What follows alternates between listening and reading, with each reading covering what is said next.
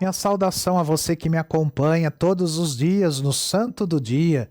Hoje é 29 de junho, um dia bastante importante, porque a igreja celebra a solenidade de São Pedro e São Paulo apóstolos.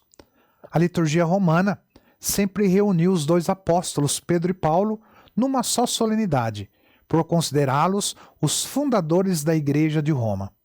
Tendo os dois padecido o martírio na perseguição de Nero, a tradição os identificou também no dia de sua morte, 29 de junho.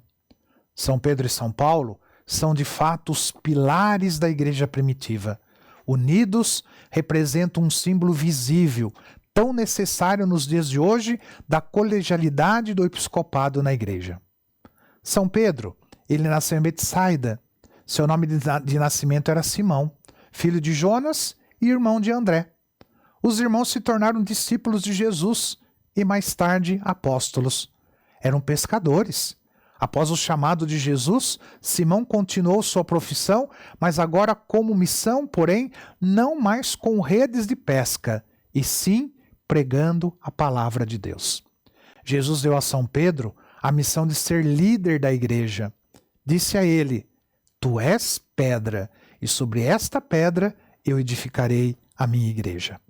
Após seguir Jesus por 3 anos, recebeu o poder do Espírito Santo em Pentecostes. Dali Pedro se tornou o grande líder e reunia multidões em suas pregações.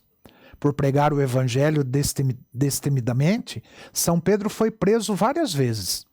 Depois de evangelizar e animar a igreja em vários lugares, Pedro foi para Roma. Lá, liderou a igreja que sempre crescia, apesar das perseguições.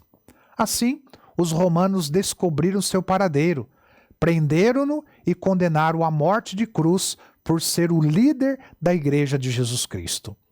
No derradeiro momento, São Pedro pediu para ser crucificado de cabeça para baixo, porque, dizia ele, não se julgar digno de morrer como seu mestre Jesus. Seu pedido foi atendido, e ele foi morto na região onde hoje é o Vaticano.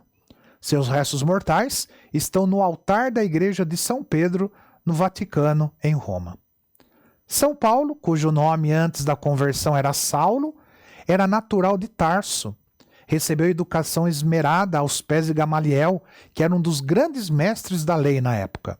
Tornou-se fariseu zeloso e pronto.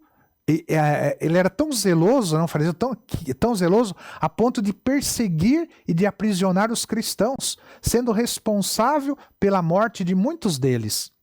Converteu-se à fé cristã no caminho de Damasco, quando o próprio Senhor ressuscitado lhe apareceu e o chamou para o apostolado.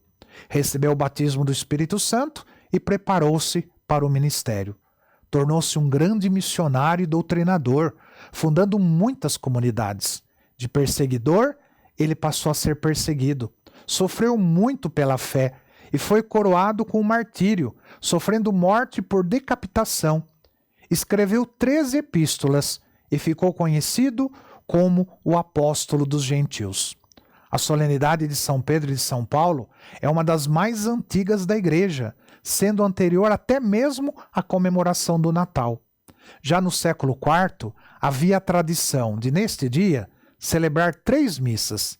A primeira na Basílica de São Pedro, no Vaticano, a segunda na Basílica de São Paulo, fora dos muros, e a terceira nas catacumbas de São Sebastião, onde as relíquias dos apóstolos ficaram escondidas para fugir da profanação nos tempos difíceis. São Pedro e São Paulo juntos fizeram ressoar a mensagem do Evangelho no mundo inteiro. São Pedro e São Paulo apóstolos, rogai por nós. Que o Senhor te abençoe, em nome do Pai, do Filho e do Espírito Santo. Amém.